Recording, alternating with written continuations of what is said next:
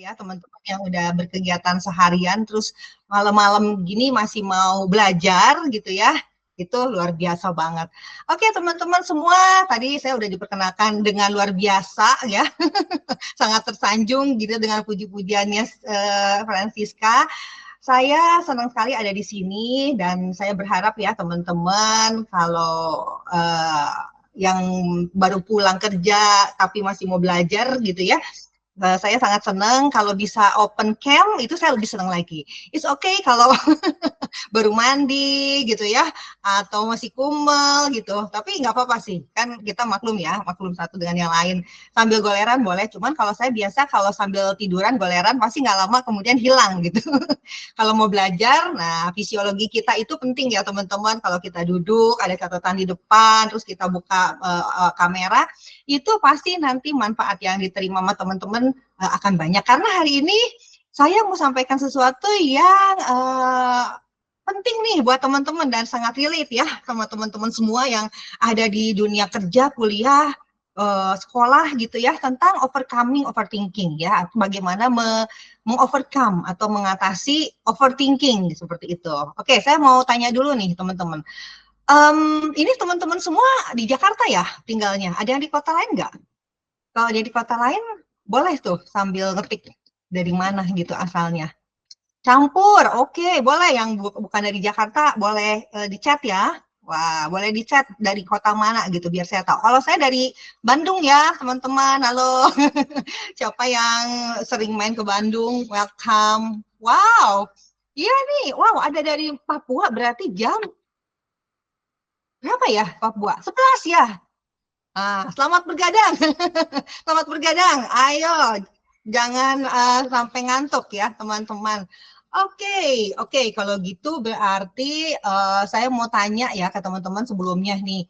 Menurut teman-teman nih, masalah mental health apa nih yang belakangan ini paling banyak dialami oleh orang-orang usia 20 sampai 35 yang hidup di kota ya terutama. Kira-kira masalah mental apa aja? Teman-teman boleh tulis di chat ya. Apa kira-kira nih masalah mental health usia 20 sampai 35 terus hidupnya di kota gitu ya, bukan di desa. Biasanya apa? Ya, depresi, quarter life crisis, right? Quarter life crisis itu krisisnya apa, Chris? Burnout. Oke, apalagi kira-kira? Coba dirasa-rasa apa yang pernah dialami atau teman-teman sekitar banyak yang mengeluh apa gitu. Ada lagi teman-teman yang mau ketik? FOMO, ya. Oke, mungkin siapa nih? Rocky, ada Terry, Karen, Mel, ya, siapa lagi nih? Damianus, boleh nih. Apa nih kira-kira menurut teman-teman semua? Ya, ya betul sih, depresi, burnout, FOMO, quarter life crisis itu menarik ya. Saya pernah ada IG live Chris tentang quarter life crisis 2 kali. Boleh nanti dicari ya di apa IG saya. Oke, teman-teman, saya izin share screen ya.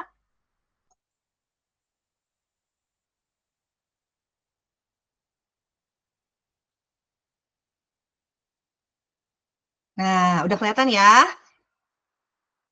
Oke, teman-teman. Ini berdasarkan survei, saya searching di Indonesia itu seperti apa ya untuk mental health issue. Yang pertama itu ternyata urutan pertama adalah anxiety atau kecemasan. Itu yang paling banyak dialami. Dan yang kedua itu benar tadi ya, ada depresi gitu ya, atau depresi mayor gitu ya. Nah, ini dua yang menurut riset Kementerian Kesehatan di Indonesia ini dialami khususnya oleh anak-anak muda ya, seperti itu di kota besar. Dua hal ini. Dan ternyata teman-teman, apa sih yang menjadi penyebab anxiety ya atau depresi ini? Gitu kan, ada penyebabnya. Itu ada banyak macam-macam, ada mungkin isu kesehatan, ada juga masalah klinis, masalah ini dan itu. Tapi ternyata overthinking itu menjadi salah satu pemicunya gitu. Jadi teman-teman kalau misalkan ada orang atau kita itu termasuk orang yang sering overthinking, itu bisa mengarah kepada nantinya kecemasan atau depresi. Atau mungkin teman-teman ada yang udah mulai merasa nih, wah saya kayaknya cemas aja ya, sama kayak depresi aja gitu ya, kenapa ya? Nah, jangan-jangan itu overthinking. Nah, kita mau lihat, kita akan belajar hari ini ya sama-sama, apa sih sebenarnya overthinking itu? Ya, nah overthinking itu adalah sebenarnya gini nih, namanya juga overthinking. Jadi mikir tapi berlebihan atau terlalu lama ya tentang satu masalah atau keputusan yang ini yang beda nih, seringkali berakhir tanpa solusi yang jelas, teman-teman. Jadi kalau misalkan kita termasuk orang yang suka mikir ya, atau pemikir gitu kan. Siapa nih di sini yang suka dibilangin, wah kamu kayaknya pemikir deh gitu. Nah itu belum tentu overthinking. Ya, kalau apa yang kita pikirkan dengan benar-benar kita mikir itu ada solusinya, ada hasilnya. Ya, contoh nih, saya waktu mempersiapkan ini materi ini saya benar-benar mikir nih, benar-benar mikir dan bahkan overtime mikirnya gitu kan ya, supaya bisa ngasih materi yang teman-teman bisa jelas gitu ya. Tapi kan itu ada hasilnya, jadi saya bukan overthinking. Nah, overthinking ini cirinya adalah mikirnya macam-macam lama berlebihan tapi nggak jelas hasilnya apa gitu ya, itu overthinking. Dan kemudian ternyata teman-teman tahu nggak, overthinking itu ada dua macam. Ada dua macam. Ya, namanya satu rumination, satu namanya worrying. Ya, apa itu rumination? Rumination itu adalah overthinking terhadap masa lalu. Jadi overthinking ada orang yang gini, dia sering overthinking terhadap hal-hal yang terjadi di masa lalu. Jadi terus sering merenungkan atau memikirkan hal-hal pengalaman-pengalaman negatif yang ada di masa lalu, ya, atau kesalahan, penyesalan, gitu ya. Nah itu tuh muter ulang situasi buruk yang sudah berlalu, terus menyesali tindakan, gitu. Nah, ini biasanya akan memicu kepada depresi nih, teman-teman. Nah, pernah nggak sih kita ngalamin tiba-tiba kita ingat satu kejadian negatif, terus itu kejadian tuh kayak diputar ulang di otak kita ketika kita mau tidur, atau bahkan ketika siang hari, kita nggak bisa berhenti gitu kan. Dan akhirnya apa yang terjadi? Perasaan kita nggak enak, atau mungkin perasaan-perasaan negatif yang dulu terjadi mulai muncul lagi, kita mulai marah, ya, kita mulai kehilangan energi, dan lain sebagainya. Ya, itu namanya overthinking ya, rumination. Satunya lagi adalah yang worrying ya. Worrying itu lebih kepada overthinking terhadap masa depan. Gitu. Jadi ini juga ada orang yang suka cemas terhadap hal-hal yang belum terjadi gitu ya. Dia mikirin skenario buruk yang mungkin terjadi di masa depan. Ya, aduh nanti mungkin nggak saya itu dipecat dari kerjaan, atau saya nggak lulus dalam kuliah, gimana nanti kalau saya nggak dapat kerjaan, gimana nanti kalau saya nggak dapat pasangan, gimana kalau saya nggak dapat rumah, dan lain sebagainya ya. Nah, ini biasanya akan memicunya yang kepada anxiety, kecemasan, gitu. Ini biasa kecenderungan seperti itu. Nah, jadi teman-teman udah mulai bisa membedakan. Hari ini saya mau jelasin supaya teman-teman tuh nggak cuma merasakan dampaknya aja dari overthinking gitu ya. Jadi kita merasa kena mental nih gitu ya, hidup gue jadi nggak produktif, hidup gue jadi nggak enak hatinya gitu, jadi pusing. Tapi kita mulai mau paham apa sih yang terjadi dengan diri kita. Ya, nah oke. Teman-teman boleh siapkan kertas atau catatan ya, atau kalau yang pas di depannya nggak ada kertas atau catatan, boleh mungkin tulis di HP. Kita akan ada sedikit small assessment ya teman-teman. Ya, oke ya. Kita akan ada small assessment. Teman-teman jawab pertanyaan ini nih. Kita mau mengukur kita ini termasuk lagi overthinking apa enggak gitu. Terus kalau overthinking tuh kita separah apa gitu ya. Nah, kita mau tahu nih, mau checking, mau tahu posisi kita. Jadi nanti teman-teman jawab pertanyaan ini, ada 6, saya akan guide ya. Teman-teman nanti satu-satu kita akan isi. Kalau beli nilai 0 itu kalau nggak pernah, 1 jarang, 2 kadang-kadang, 3 sering, 4 selalu. Ya, siap ya? Oke, nomor 1 nih. Teman-teman boleh tulis kalau punya catatan, tulis dulu nomor 1 sampai 6 ya. 1, 2, 3, 4, 5, 6 gitu, tulis. Nah, nanti di sebelahnya kasih nilainya. Nomor 1, ketika seseorang mengkritik pekerjaan Anda atau apapun lah ya yang dikritik. Nah, seberapa sering kemudian Anda memikirkan kritik tersebut sepanjang hari? Oke ya, kasih nilai ya. Nah, nomor 2, setelah mengalami situasi yang tidak berjalan dengan baik, apakah Anda sering memikirkan bagaimana Anda bisa melakukannya dengan berbeda? Gitu. Oke? Oke, nah sekarang yang ketiga. Seberapa sering Anda merasa cemas tentang hal-hal kecil yang mungkin nggak penting bagi orang lain? Oke, lanjut ya. Seberapa sering Anda merasa kesulitan menikmati momen saat ini karena memikirkan apa yang bisa terjadi di masa depan gitu. Jadi harusnya kita lagi nikmati saat ini gitu ya. Mungkin kita saatnya lagi kuliah gitu, lagi punya pekerjaan gitu. Oke, tapi kita selalu nggak menikmati karena kita selalu mikirnya ke depan tuh aku pengen gini, takut ini, takut gitu. Seberapa sering kejadian itu muncul? Ya, kelima, apakah Anda sering mempertimbangkan berbagai kemungkinan sebelum membuat keputusan kecil seperti apa yang akan Anda makan atau pakai? Ini dipikirin banget gitu dan alternatifnya banyak gitu. Makanya ini atau ini atau ini atau ini gitu, terus dipikirin segala macam terus gitu ya. Akhirnya pusing deh gitu, nggak jadi pesen. Mau nge-grab food aja mikirnya lama banget gitu kan ya. Atau mau pakai baju apa buat besok itu mikirnya lama banget. Nah, gitu. Nah, sekarang yang keenam. Apakah Anda merasa sulit membuat keputusan karena takut membuat kesalahan? Jadi kalau kita dimintai keputusan, itu kita takut banget gitu. Kita kayak mikirnya panjang, mikirnya ini, itu. Tapi dasarnya karena kita takut gitu. Oke ya, teman-teman, diisi semua, lalu dijumlahin. Jumlah totalnya berapa? Oke ya, nah oke. Dari totalnya, kita akan lihat hasilnya. Ini hasilnya teman-teman. Nah, jadi ini ada 0 sampai 6 ada skalanya. Teman-teman ini ada di skala yang mana nih? Saya pengen tahu yang rendah, yang sedang, yang tinggi, yang over gitu. Boleh tulis deh, nggak apa-apa ya. Kita kan di sini cuman apa kita intim banget nih sepertinya. Udah kenal satu dengan yang lain ya. Jadi kita juga bisa saling mengenali kondisi masing-masing gitu, teman-teman. Wow, berarti ada di sedang lah ya. Andrea sedang, wow ini Sandri mah 5. Berarti benar-benar enggak overthinking. Wah, ada yang 18 ya. Oke, ada yang 18. Oke. Ini apa namanya jawaban nggak ada yang benar, nggak ada yang salah. Kita lagi mau melihat posisi kita gitu ya, teman-teman. Jadi tadi waktu jawab harus jujur. Bukan pengennya saya seperti apa, tapi kita lagi dalam kondisi seperti apa gitu ya. Oke.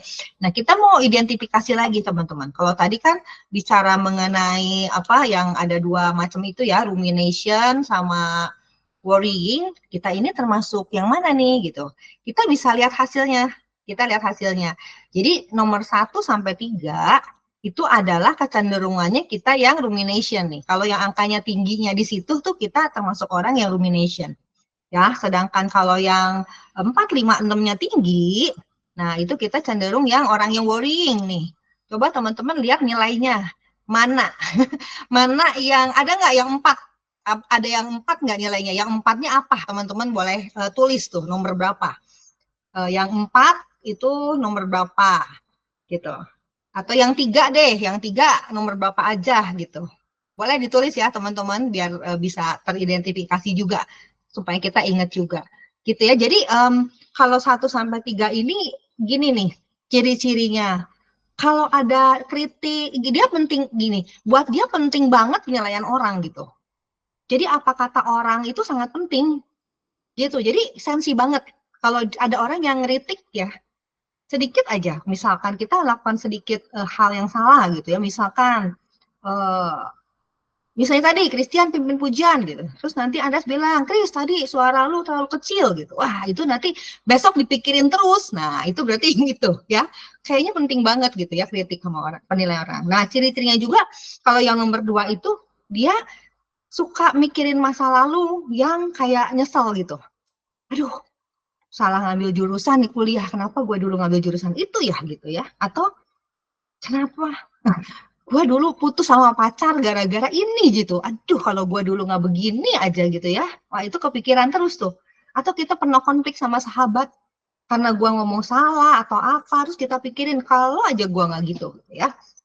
Itu. Atau yang gini satu lagi yang kayak cuman kesalahan kecil aja gitu ya. Contoh misalkan kita ngelucu gitu. Terus nggak ada yang ketawa gitu ya. Terus kita jadi malu. Terus kita jadi kepikiran gitu. Kemarin tuh gue garing banget ya. Terus gimana ya kemarin kenapa gue begitu gitu ya, harusnya gue nggak ngomong kayak gitu kan ya.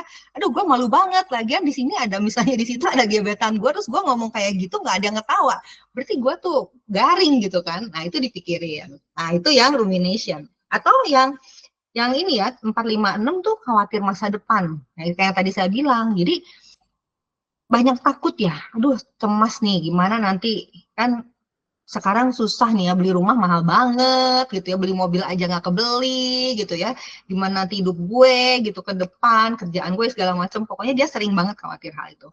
Atau keputusan kecil yang kayak tadi gitu ya, mau besok mau pakai apa, nanti mau makan apa gitu ya, besok mau pergi kemana, hari ini nggak bisa tidur terus gitu kan ya, karena mikirin besok ini mau gini mau gitu. Nah itu, atau juga itu tadi kita nggak berani ngambil keputusan karena dipikirin terus tapi takut salah gitu, akhirnya nggak ngambil keputusan, daripada disalahin atau ngambilnya salah ya, itu kita jadi nggak mau gitu dan jadi overthinking gitu ya teman-teman. Nah teman-teman udah mulai mengidentifikasi ya yang sendirinya apa, kenapa kita penting untuk tahu kita di area mana gitu, supaya kita nanti jadi jelas kita overcoming-nya itu gimana caranya gitu. Nggak cuman kita berasa gue overthinking aja atau orang lain bilang lu overthinking aja, kan belum tentu, tapi kita juga mau cara ngatasinya seperti apa gitu. Bungkus ya teman-teman sampai sini.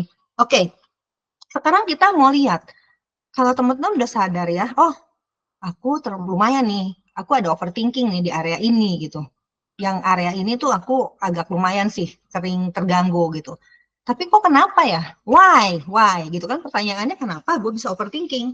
Pertanyaannya kenapa ada orang bisa overthinking sampai dia itu depresi atau sampai anxiety? Ya, kita bisa tolong juga nih orang lain yang mereka sedang mengalami hal ini. Ya, kita lihat kenapa. Oke, kita buka satu ayat firman Tuhan dulu ya, teman-teman.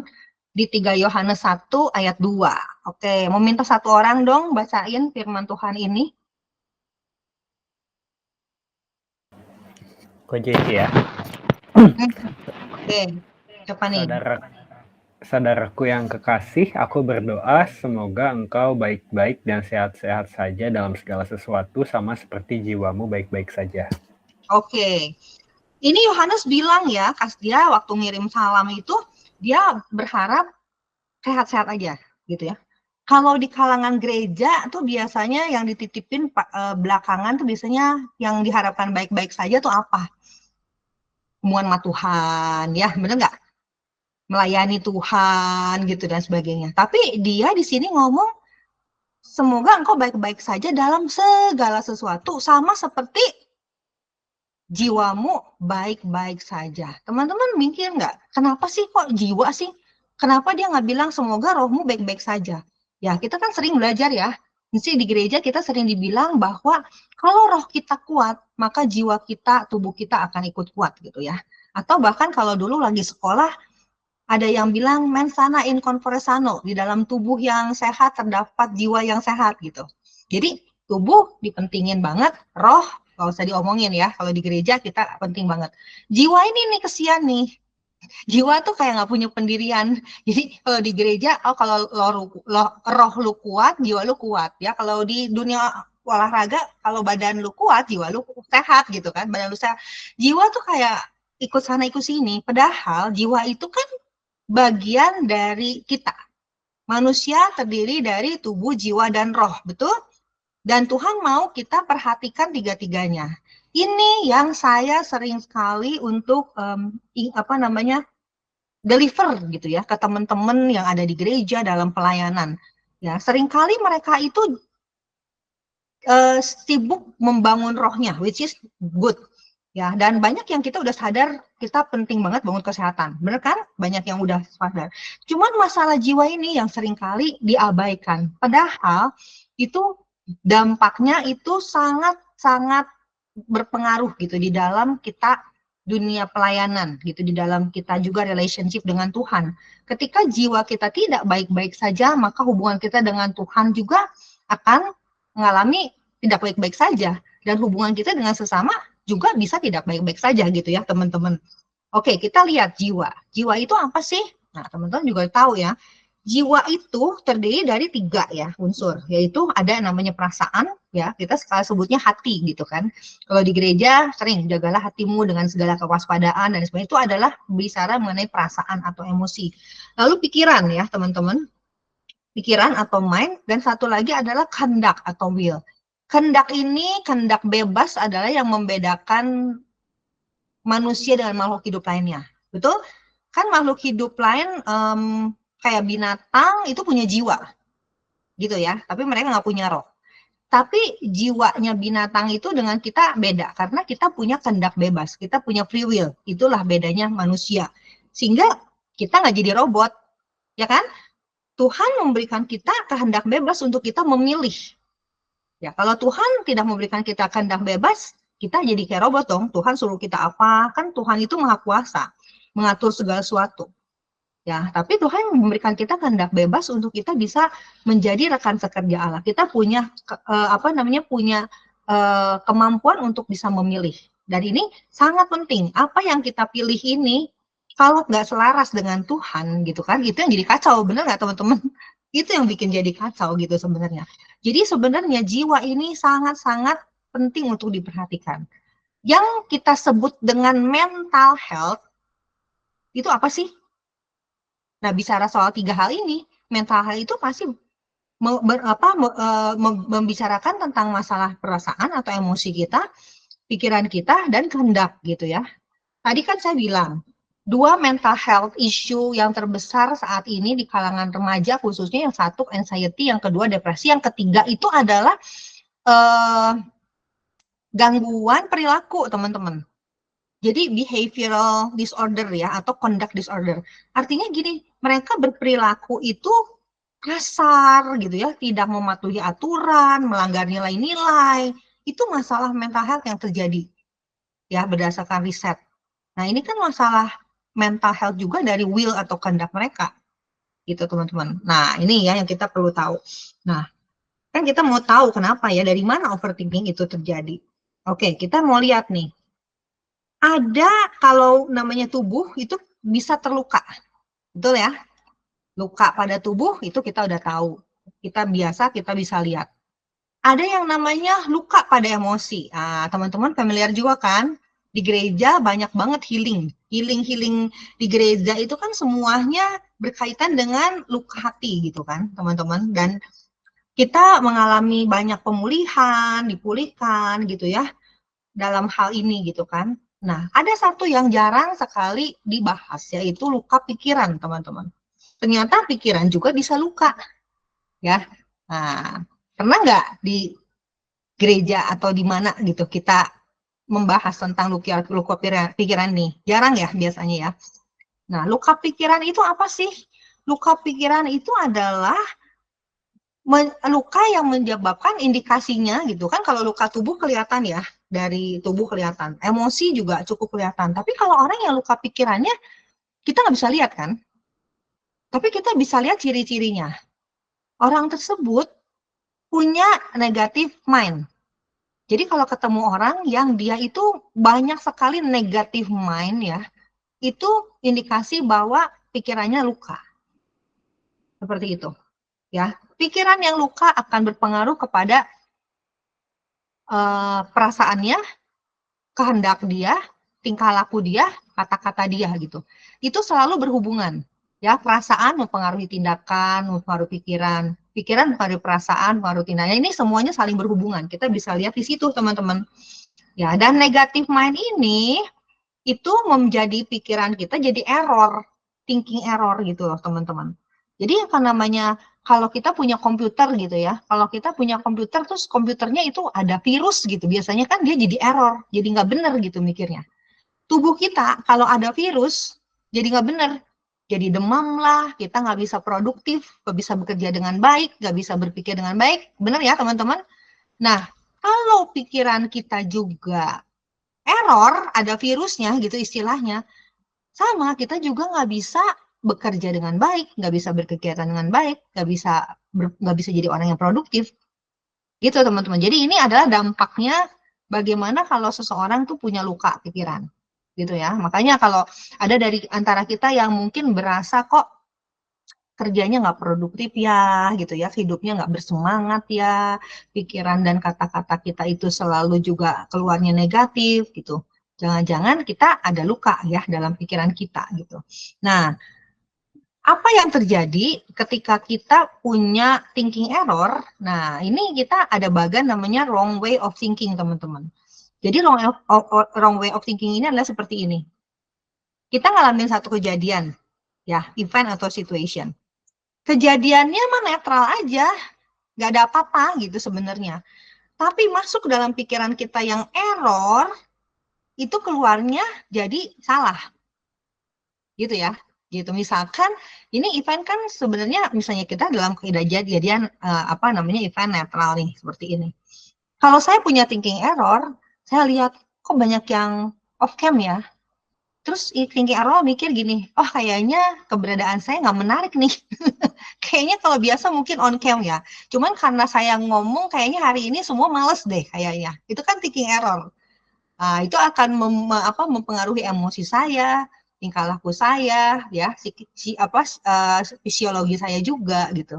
Nah, seringkali kalau yang terjadi adalah sebenarnya sih situasinya biasa aja atau kata-kata yang diucapkan seseorang kepada kita tuh biasa aja. Tapi karena kita punya thinking error, maka yang muncul itu dalam pikiran kita adalah yang tidak seharusnya gitu. Jadi error semuanya. Ya, oke. Nah, sekarang kita mau lihat nih untuk overthinking. Overthinking adalah salah satu virus dari thinking error ya, teman-teman. Jadi ternyata thinking error itu banyak sekali nih. Ada overthinking gitu ya, ada banyak hal lah ya di pelajaran yang lain gitu. Nanti saat di kesempatan lain mungkin saya bisa bahas. Jadi ada banyak hal, tapi overthinking adalah salah satunya nih yang salah. Sekarang kita mau lihat kenapa sih orang itu bisa overthinking gitu kan. Nah, ini teman-teman boleh identifikasi juga nih. Oke, overthinking saya ini karena apa nih gitu ya, penyebabnya nih gitu kan. Pengen tahu nih teman-teman. Kalau kita sakit, kita perlu tahu penyebabnya apa supaya nanti dikasih obatnya tepat gitu kan. Gitu. Kalau kita demam, demamnya kenapa? Apakah karena radang tenggorokan? Apa karena hanya masuk angin? Apa karena demam berdarah? Apa karena tifus gitu kan? Supaya dapat obat yang benar. Nah, kita mau tahu nih, overthinking kita ini kemungkinan kenapa, teman-teman? Ya, teman-teman perhatikan nih, dan teman-teman nanti sambil bayangkan gitu ya, pikirkan. Ya, bisa aja karena gini, masa kecil kita atau pola asuh. Ya, masa kecil apa gitu ya. Misalkan kita ada trauma masa kecil, ya, di keluarga kita penuh konflik, keluarga kita nggak stabil, itu menyebabkan seseorang tumbuh jadi individu yang selalu waspada, menganalisa itu selalu berlebihan situasi, karena dia ingin melindungi diri dari kemungkinan bahaya. Ya, jadi dia selalu ada sikap waspada gitu ya. Ada apa-apa dianalisa, karena waktu kecilnya mungkin dia ada di lingkungan yang nggak stabil ya masa kecilnya. Atau pola asuh. Kalau misalkan pola asuh dari orang tua yang sangat kaku, terlalu mengkontrol, terlalu melindungi gitu ya, sampai si anak jadi ketergantungan ya. Nah, itu biasanya ketika dewasa anak jadi dia apa namanya ada kecemasan terhadap lingkungan. Jangan-jangan nggak secure nih, saya nggak aman gitu kan. Dia ingin memastikan untuk jangan berbuat kesalahan deh, jangan langgar peraturan deh, karena dulu orang tuanya banyak kontrol gitu ya, banyak aturannya. Kita berusaha nggak melakukan kesalahan. Nah, ini jadi orang yang biasanya apa ya, takut ngambil keputusan, dia takut gitu ya, selalu pikirnya panjang, kayak gitu contohnya. Nah, atau juga mungkin karena sumber lain adalah dia seorang yang perfeksionis gitu, atau punya standar diri yang tinggi. Nah, orang yang punya kecenderungan perfeksionis tuh seringkali dia menetapkan standar untuk dirinya juga sangat tinggi dan sulit dicapai. Nah, ketika kemudian nggak memenuhi harapan yang mereka bikin sendiri nih sebenarnya, mereka jadi jadi overthinking nih. Kenapa ya saya nggak bisa mencapai? Salahnya di mana nih? Saya kurangnya apa nih? Kenapa ya saya gagal gitu kan? Dan juga dia juga selain dia rumination, dia juga worrying. Gimana ya kalau saya nggak bisa mencapai standar tersebut? Padahal kan standarnya dia yang tentuin sendiri juga. Ya, orang seperti ini biasanya kata-kata yang sering keluar dari mulutnya adalah harusnya gitu ya. Harusnya tuh saya begini, harusnya kamu tuh begini, harusnya kamu jadi pemimpin tuh begini, harusnya saya jadi pengikut Kristus tuh begini gitu. Dia membebani dirinya dengan banyak hal, sehingga dia selalu cemas, dia selalu rumination gitu ya, selalu mungkin bisa jadi depresi, perfeksionis. Nah, atau Bisa juga karena kebiasaan mental. Jadi kebiasaan mental itu adalah seperti gini. Pola pikir kita itu manusia itu biasanya cenderung negatif ya. Negatif karena ini untuk dia bisa mengantisipasi bahaya gitu. Jadi dia selalu waspada gitu. Memikirkan segala sesuatu tuh waspada, sehingga kecenderungan pola pikirnya tuh negatif.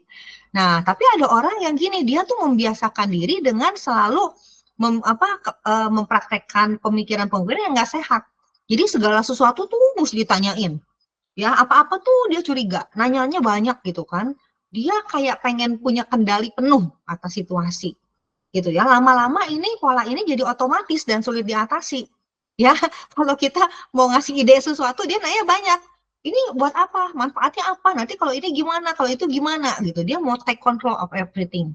Biar dia secure gitu ya. Biar semuanya dalam kendali gitu. Kalau enggak dia worry gitu kan. Oke. Nah, kemudian ada juga ya karena lingkungan ya yang bikin stres gitu. Lingkungan yang stres, mungkin di tempat kerjanya dia itu stressful gitu ya. Di kuliahnya juga dia stressful gitu kan. Atau juga mungkin tuntutan sosial. Nah, zaman sekarang kan karena sosmed jadi seringkali membandingkan kehidupan kita dengan orang lain yang kelihatannya lebih sukses dan bahagia. Ya, jadi ketika ada orang yang setiap kali melihat orang lain itu sukses atau bahagia itu dia jadi overthinking terhadap dirinya. Ya, atau juga karena lingkungan kerja yang stres gitu ya. Tuntutan karir, hubungan sosial juga rumit, persaingan ketat gitu, membuat dia jadi overthinking.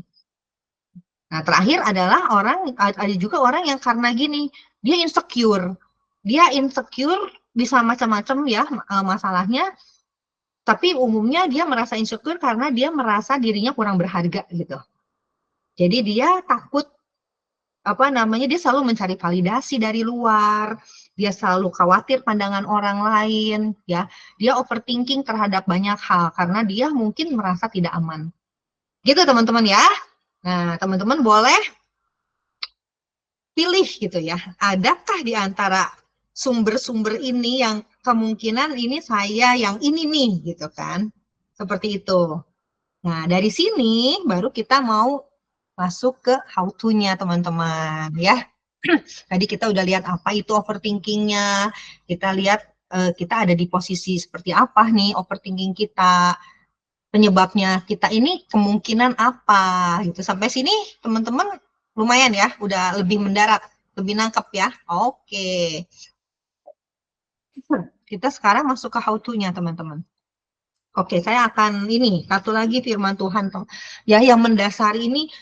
Saya firman Tuhan ini untuk teman-teman juga tahu bahwa untuk menjaga kesehatan mental itu sangat alkitabiah gitu. Banyak gereja yang unfriendly gitu dengan mental health ini karena merasa mental health ini sesuatu yang tidak rohani gitu ya, sehingga mereka menolak gitu. Padahal masalah mental health issue ini kan terjadi di mana aja bisa gitu, bahkan di dalam gereja. Dan kalau tidak diselesaikan dengan tepat itu akan sangat menghambat pertumbuhan seseorang di gereja gitu ya, dalam pelayanan. Baik kita sebagai pelayan Tuhan atau ketika kita melayani seseorang gitu. Bayangin ya teman-teman, kalau ada orang yang sedang mengalami mental health, terus ketika dia butuh bantuan kita mendoakan, menengking gitu ya, mungkin setiap datang ditengking gitu ya. Atau mungkin kita suruh dia berdoa gitu ya, dan kita nggak ada kemajuan gitu. Mungkin kita perlu untuk lihat gitu masalahnya dia di mana gitu. Dan firman Tuhan juga bilang gitu di Roma 12 ayat 2. Nah, boleh ada yang bacain lagi nggak? Tolong.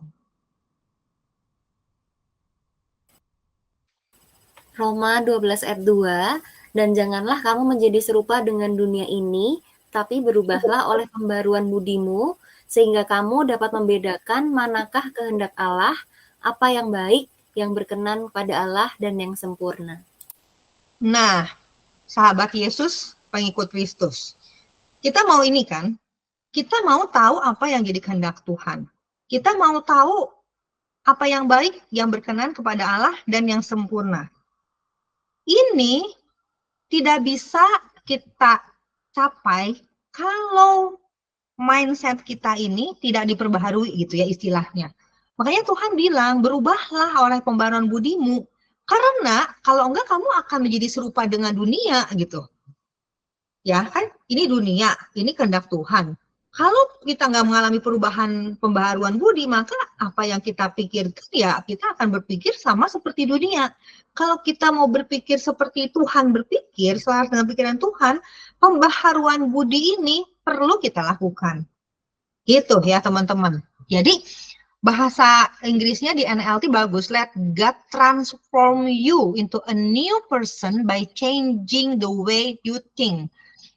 Teman-teman, ini prinsip yang kita juga perlu pahami. Ketika kita terima Yesus, kita lahir baru, kita dibaptis, maka manusia lama kita yang lama sudah berlalu ya. Betul? Kita menjadi manusia yang baru. Roh kita yang mati, sekarang kita hidup. Ya, dulu kita budak dosa, sekarang kita anak Allah. Itu adalah satu anugerah yang kita perlu tangkap. Tapi, bagaimana dengan pikiran kita? Bagaimana dengan jiwa kita? Nah, jiwa ini yang perlu untuk ditransformasi, untuk jadi new person, untuk menjadi manusia yang baru, ya. Kita perlu Tuhan perlu transform you. Let God transform you into a new person by changing the way you think gitu. Kita menjadi manusia baru di dalam roh itu dengan karya Yesus di kayu salib. Selesai, finish.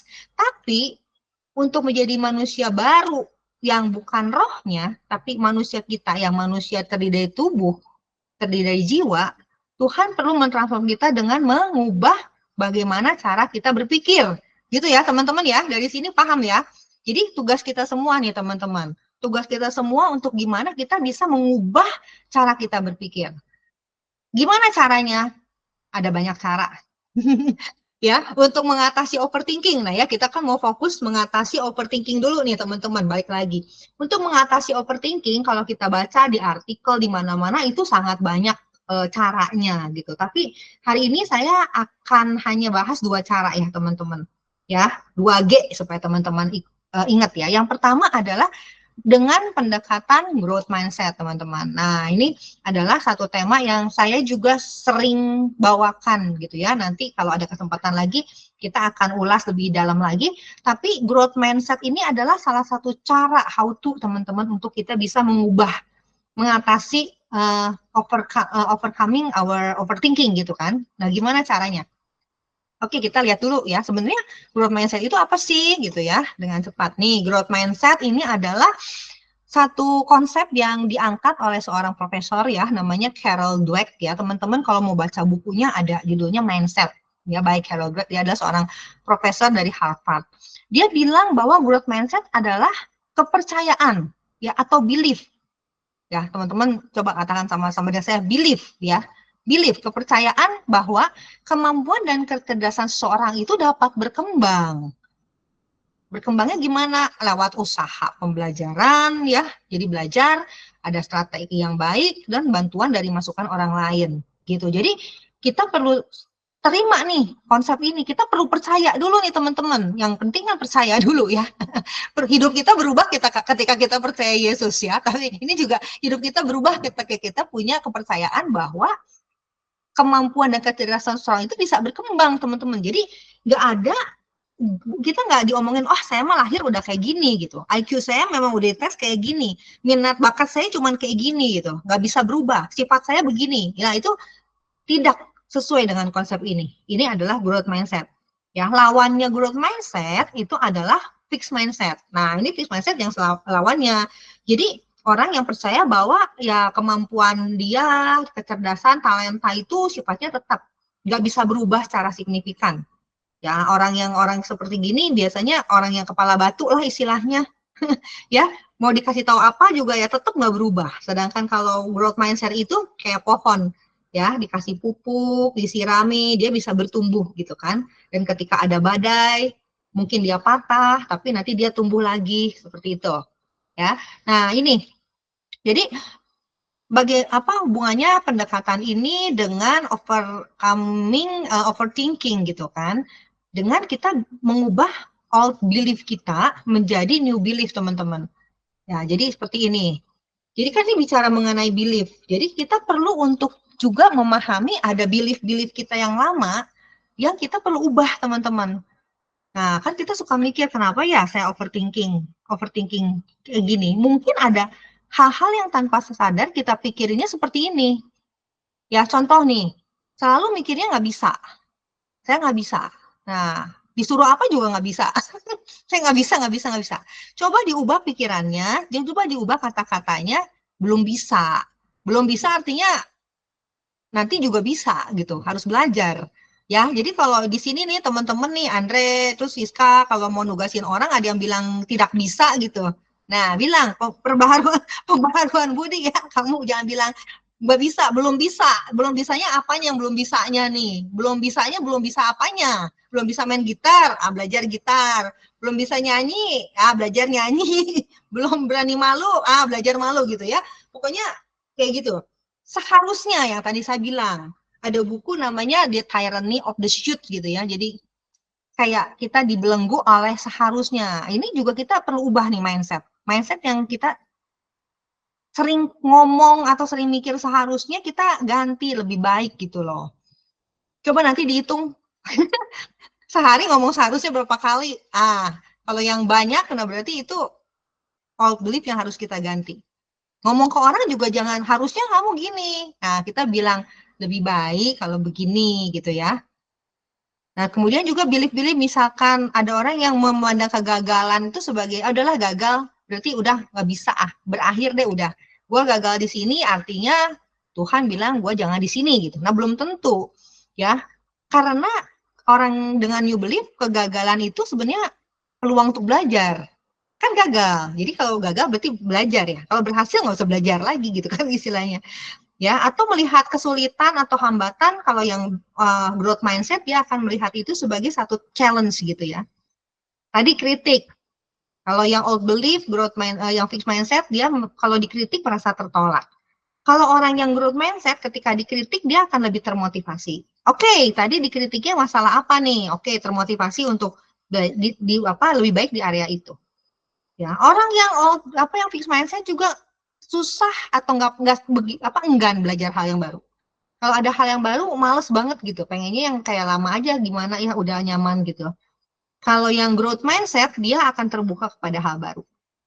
Ya, kemudian juga orang yang fixed mindset itu dia fokusnya hanya kepada hasil. Hasilnya kayak gimana gitu. Nah, yang growth mindset itu dia lebih fokus kepada prosesnya.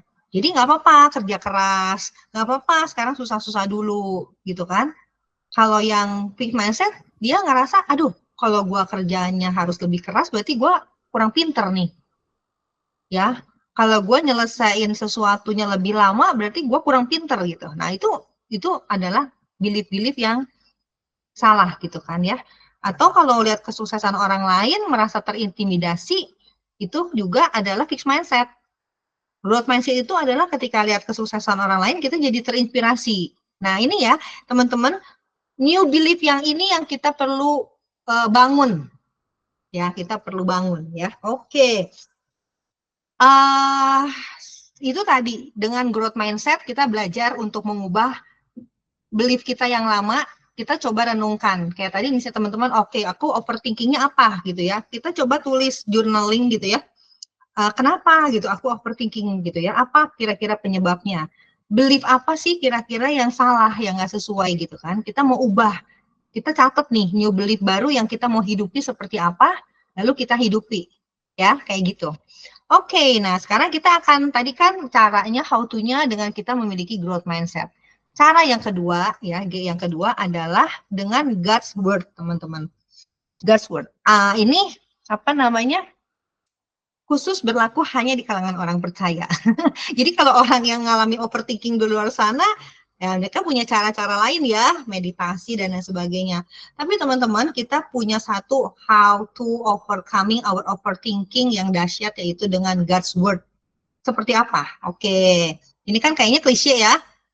Masa firman Tuhan lagi gitu. Ini mah klise berlaku buat semua. Tapi saya mau buka pikiran teman-teman kenapa kita di ini firman Tuhan itu sangat berkuasa untuk mengatasi bahkan menyembuhkan our mental health, ya, our overthinking. Joyce Meyer bilang, when we fill our thoughts with right things, the wrong ones have no room to enter. Ya, jadi kalau kita penuhi pikiran kita dengan hal-hal yang benar tuh nggak ada lagi ruangan buat yang salah gitu. Ya, nah contoh nih, kalau misalkan pikiran kita nih saat ini kita sadar nih, aduh pikiran kita ini nih kayaknya kena mental nih, aku overthinking lah, cemas lah, agak depresi, aku burn out gitu ya. Ini kayak kopi hitam. Teman-teman gimana caranya supaya kopi yang hitam ini bisa jadi putih, jadi bening gitu kan? Caranya dituangin terus air putih kan? Tuangin terus air putih, biarin dia tuangin, nanti lama-lama si hitamnya jadi putih kan. Nah, begitu pula dengan pikiran kita, kadang-kadang kita putus asa mengeluarkan hal-hal negatif dalam pikiran kita nih gitu kan. Pikiran tentang kecemasan, pikiran tentang ketakutan, mungkin pikiran yang tidak kudus dan lain sebagainya gitu ya, ada di otak kita, gimana ngeluarinnya gitu, nggak bisa ya kecuali gue amnesia gitu kan. Nah, tapi kita punya kabar baik teman-teman. Ini teman-teman perlu percayai bahwa ketika kita masukkan firman Tuhan di dalam pikiran kita terus-menerus, seperti kita memasukkan hal-hal yang bukan firman Tuhan rajin banget kan, kita masukin nonton segala macam, dengar segala sesuatu tiap hari gitu. Itu kan kita lagi memasukkan segala hal tanpa kita filter.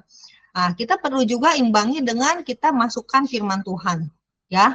Firman Tuhan di dalam pikiran kita renungkan dan sebagainya. Percayalah bahwa lama-kelamaan kalau itu kalah lebih banyak firman Tuhannya daripada kopinya ya, kita pikiran kita akan jadi bersih. Ya, seperti itu gitu kan.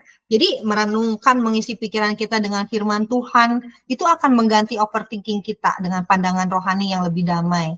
Ya. Kebenaran firman Tuhan itu akan membantu melepaskan kekhawatiran yang nggak perlu dan ngasih kita fokus yang lebih jelas kepada kehendak Tuhan. Gitu ya. Nah, ini Filipi 4 ayat 8 nih teman-teman, ini yang teman-teman perlu ingat. Begitu teman-teman merasakan overthinking, anxiety dan lain sebagainya, ini firman menjadi pengingat kita ya. Saudara, jadi akhirnya saudara semua yang benar, yang mulia, yang adil, yang suci, manis, sedap didengar, semua yang disebut kebajikan, patut dipuji, pikirkanlah semua itu. Jadi kalau ada pikiran-pikiran yang mulai menghantam kita, nah, boleh kita perkatakan firman ini. Dan kita mulai masukkan sesuai dengan firman ini, dengar apa yang baik gitu ya, apa yang patut dipuji dan lain sebagainya. Ini caranya ya teman-teman yang efektif gitu kan. Oke, nah ini saya mau udah jam segini nih, tapi saya pengen cerita sedikit ya. Kan saya nggak cuma ngomong aja, ini kan ada kisah pribadi juga teman-teman. Jadi apakah saya termasuk orang yang overthinking? Ternyata iya, dulu. Jadi gini, saya orang yang cukup perfeksionis juga teman-teman, terus senang mikir dari dulu gitu. Tapi ada masa-masa di mana otak thinker saya benar-benar jadi overthinking, khususnya waktu masa pandemi kemarin. Mungkin teman-teman juga banyak yang ngalamin ya ketika masa pandemi, terutama kalau area saya itu tadi adalah yang ketidakamanan, jadi insecure. Saya merasa insecure, saya lebih kepada bukan rumination tapi kepada worrying. Saya khawatir akan masa depan. Hal yang saya paling takut itu adalah kehilangan orang yang saya cintai itu. Orang-orang yang saya cintai itu saya takut gitu. Saya suka ngelihat, aduh, ini pasangannya tiba-tiba meninggal, anaknya bisa nggak ada, segala macam. Saya suka mikir, kalau terjadi sama orang lain bisa terjadi sama saya gitu. Pikiran itu lama-lama jadi kayak menguasai gitu. Sampai ada masa-masa di mana saya suka kaget terus ngeliatin suami saya gitu, lagi tidur di sebelah, masih nafas nggak ya gitu. Atau kalau misalnya saya lagi pergi, saya nelfon dia nggak ngangkat-ngangkat. Terus saya nanya ke orang rumah, dia lagi tidur. Saya jadi mikir, aduh kenapa tidurnya lama banget ya? Gitu. Saya udah worry banget. Saya cepet-cepet pulang. Saya lihat masih nafas nggak? Oh masih nafas gitu ya. Pokoknya parah. Jadi sampai akhir-akhir itu kalau misalkan bangun tidur pagi aja begitu buka mata dreng gitu ya. Biasanya buka mata, aduh bersyukur Tuhan. Itu udah worry rasanya tuh kayak cemas gitu ya, menguasai semua gitu. Nah, pada akhirnya cara segala macam ya, cara yang lain-lain tuh bagus ya, konseling iya bagus, saya juga seorang konselor ya, tapi pada akhirnya teman-teman ketika kita mau masuk pegang firman Tuhan, ini yang jadi kekuatan ya. Beberapa firman yang benar-benar menjadi jangkar atau kekuatan saya di masa itu adalah firman Tuhan yang Filipi 4 ayat 6 ya, teman-teman boleh catat, ini kayaknya bisa berlaku.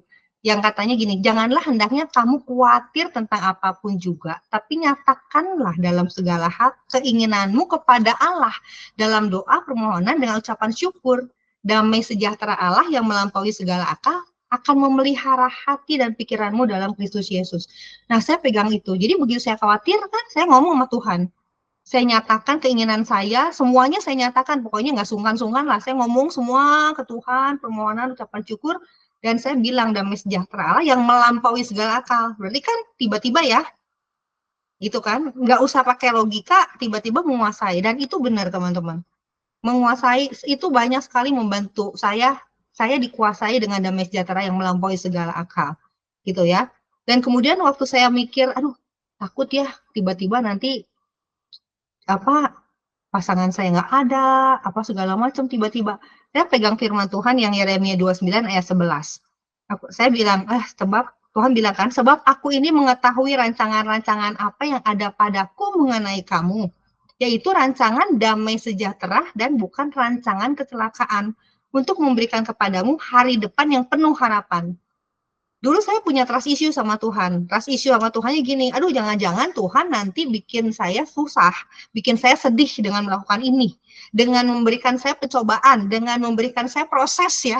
Tapi kalau saya diproses nanti saya nggak bisa gimana gitu kan. Saya suka mikir, aduh Tuhan jangan gitulah gitu ya, jangan izinkan hal-hal itu terjadi sama saya yang buruk-buruk gitu. Tapi saya jadi mikir, Tuhan tidak pernah merancangkan kecelakaan gitu ya. Rancangan Tuhan tuh selalu rancangan damai sejahtera. Terus saya punya hari depan yang penuh harapan. Nah, ini yang terus gitu ya saya ingat-ingat sehingga saya merasa oh ya Tuhan baik ya. Saya nggak curiga lagi sama Tuhan lah. Saya nggak curiga Tuhan mau melakukan sesuatu yang buruk sama saya gitu kan.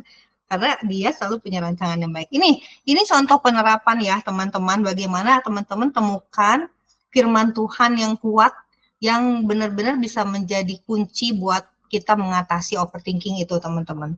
Seperti itu ya. Oke.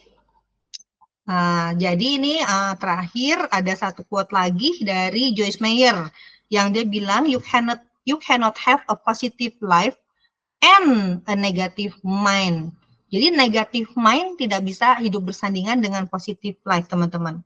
Kalau kita pengen hidup kita ini berdampak, pengen hidup kita jadi saksi, pengen hidup kita memuliakan nama Tuhan gitu ya, kita punya hidup yang positif, maka kita perlu lihat bahwa kita tidak boleh memiliki negative mind gitu ya, karena itu akan melukai diri kita sendiri, bisa melukai juga orang-orang di sekitar kita ya. Jadi teman-teman, overthinking ini tidak akan membuahkan hasil yang baik ya. Kita perlu untuk kerjakan masalah mental health apapun yang kita alami gitu ya, kita belajar, kita sadari, kita terima, kita lakukan, jadikan itu habit ya untuk benar-benar hidup kita bisa memuliakan Tuhan ya, seperti itu.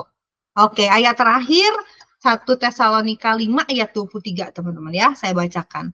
Semoga Allah damai sejahtera menguruskan kamu seluruhnya dan semoga roh, jiwa, dan tubuhmu terpelihara sempurna, perhatikan teman-teman, dengan tak bercacat pada kedatangan Yesus Kristus Tuhan kita. Jadi inilah keinginan Tuhan ketika kedatangannya, dia mendapati kita terpelihara sempurna.